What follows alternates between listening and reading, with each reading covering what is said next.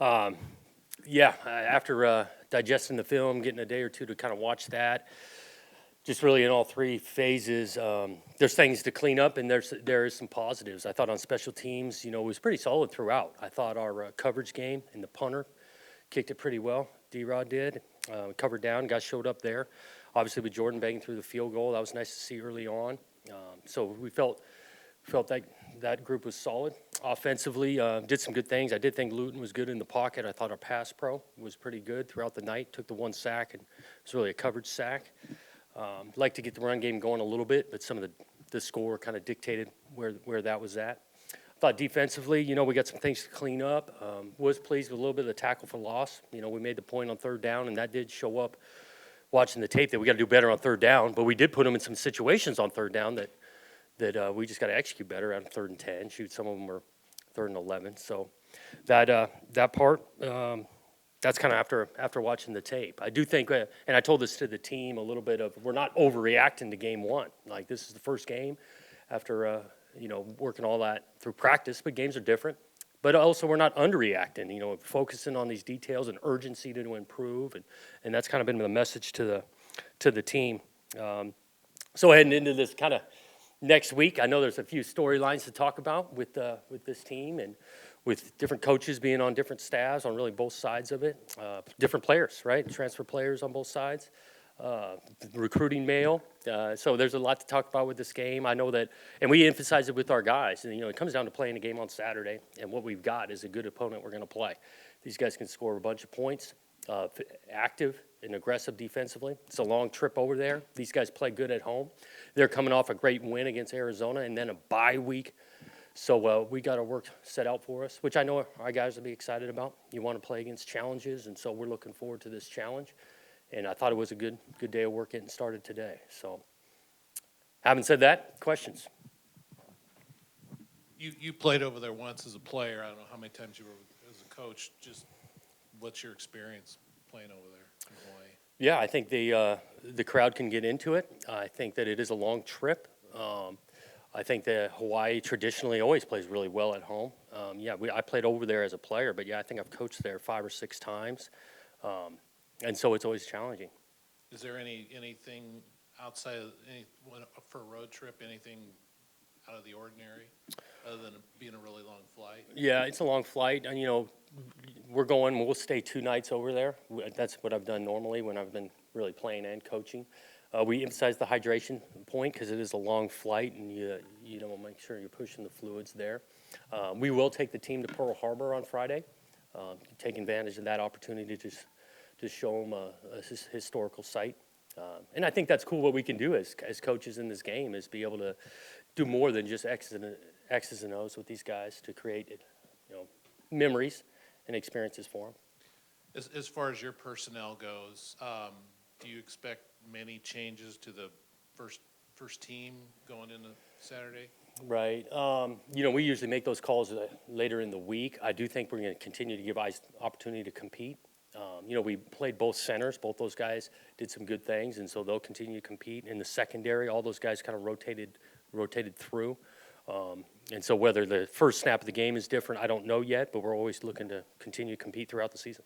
Jalen do much today? He did. He actually moved around decent. We'll see how he ends here at the end of the week. I'd still say he's questionable, but he definitely did more today than he did last week. And Trayvon? No. Yeah. He's not for a while. Not for this Saturday, at least. No. Anyone else come out of Saturday's game that is iffy? Or? Not really. Guys were back to practice today. I know you were just brought up Jalen. I know one person doesn't change everything, but just how difficult was it not having someone with that leadership and veteran, out there in that first game for you guys? Yeah, it would have definitely been nice to have him just because he's so veteran. He's a good player.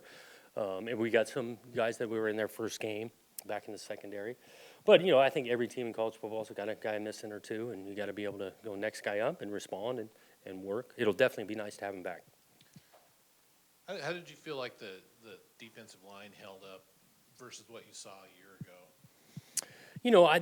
There were some snaps that they got some penetration. I think Whitley was in the backfield 3 or 4 times, which was different than last year.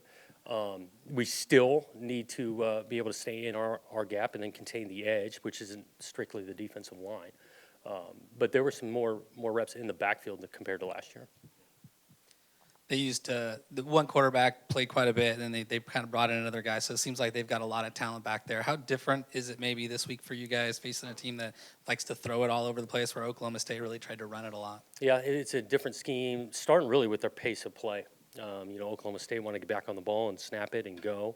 These guys aren't trying to do that. This is an effective offense, though. And it's really, they throw it, but they run it effectively, too. I think they ran it over 20 times against Arizona. So we got to be able to defend both. This offense has been really successful for years, and they got it rolling pretty good. Yeah, you mentioned I think their quarterbacks ran like 8 or 9 of those times, so pretty good. And you guys struggled a little bit with that. The breakdown this last weekend is how important are you focused on kind of controlling the quarterback getting out and maybe a broken play or something. Yeah, you want to do that when it's cold runs for the quarterback, and if he's going to drop back to pass and nothing there, and he goes to extend it. So that's a huge part. Anytime you play anybody, but especially Hawaii, especially the way they're going to spread you out, is to contain the Q.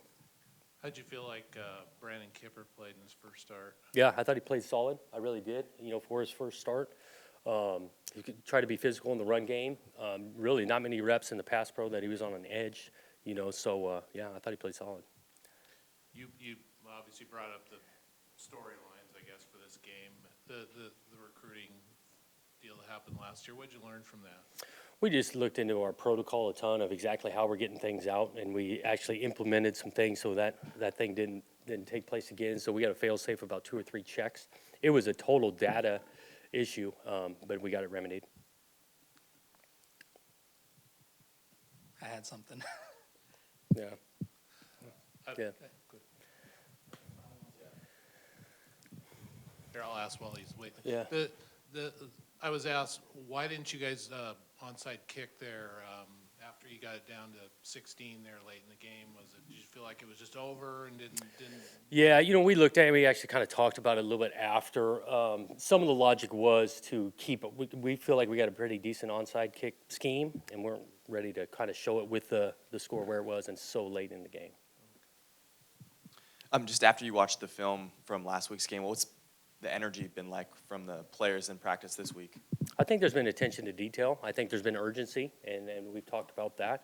These kids will respond. They're going to battle. Again, one game don't define a season, and we talked about that. It's always a big thing, the first game, because there's so much lead-up time, right? There's like 6 or 8 months leading up to this first game. And so, it's a big thing, but it's a long season, and it don't define us. And going off of that, what was the big message going into this week in Hawaii? Coming off of a loss first week. Yeah, I think you're always respecting an opponent that's pretty good. We understand the travel, and they play good at home, and so we talked about that. We got to have the best week of work we've had so far, and I thought we started off well today. I had it on my mind and having my senior moment. I can't remember what I was going to ask. Thinking about it. Good.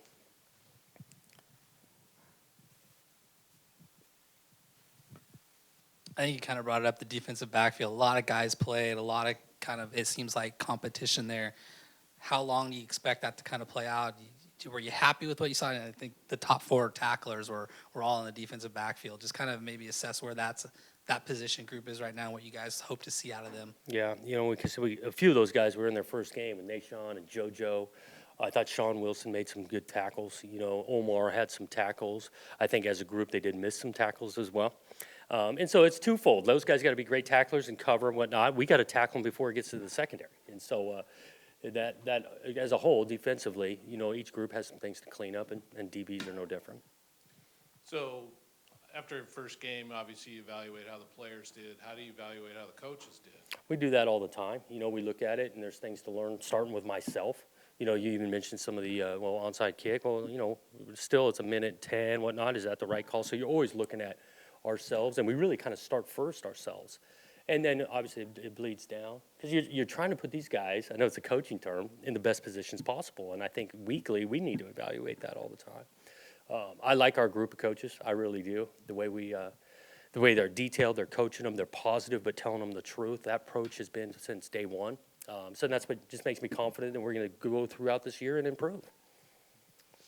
Looking back, we talked a little bit about looking at the film, was there something that stood out on either side of the ball that surprised you? Maybe how well you did or how poorly you did in that, that you didn't notice during the course of the game? I think Josiah Irish on special teams showed up in that, he's a good player, but real life game bullets, and then all of a sudden we punt and he's running down and making some plays because he's got the tackle, but then also the block in the back was he created because he's beating the guy, so that was nice to see.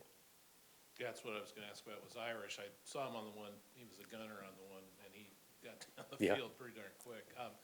But he didn't really do anything on the offensive side.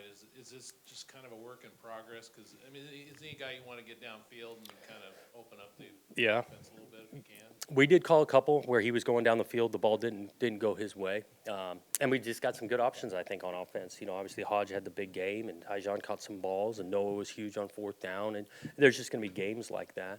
But we definitely want to keep him involved.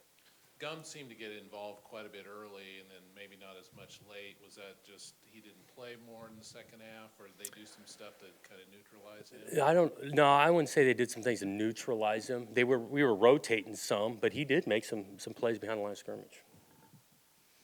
Offensive line, I know 3 new guys in there. Just how do you kind of grade them out? I mean, a guy gave up with just 1 sack, and you ran the ball pretty well at times and threw the ball. I mean, how well did those guys kind of Yeah. mesh together? As a group, I thought those guys were solid. I really did. Especially you rotating centers. That's a particular position. But all of them graded out pretty well. I thought again the pass pro, we had some time to throw. Jake didn't get hit a ton. Some of that is back to Jake's improvement of moving his feet and diving forward, and pulling the ball on third down. But no, we felt solid about that O-line. How much, I don't know if this is any concern or not, but when you lose a guy like Tufaga to a team you're playing, a couple weeks later, how much can they learn from something like, how much can he tell them that Well, I mean, he can tell them some things. I mean, he was here the whole fall camp, and so he's going to know some calls. We're not changing the defensive calls in that regard. We're going to probably have to implement some things to keep some away from him. But there's some value anytime a guy goes through a month of daily practice, daily install. I'm sure he's got some things. I mean, with a guy like, with Brandon Kipper, he's 2 years away. That Yeah. really, that's not really much he can. Not that far removed. No.